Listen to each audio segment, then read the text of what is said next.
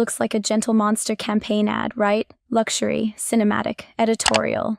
This entire campaign was generated from one single, boring product photo. And I'm going to show you exactly how. This is where I started.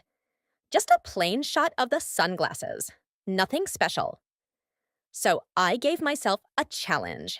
Can I take this one photo and trick you into believing it's a global campaign? Here's what the AI gave me in the beginning. Not exactly fashion magazine material.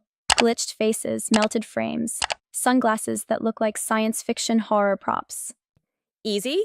Not even close. Every generation was chaos. And every time I thought I had it, there was always a but.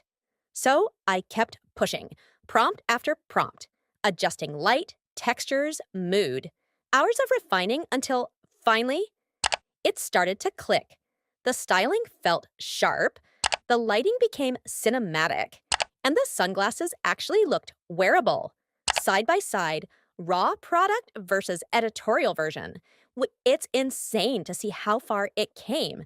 And here's the final montage, a full editorial series born from one product shot, close-ups, hero shots, campaign-ready visuals.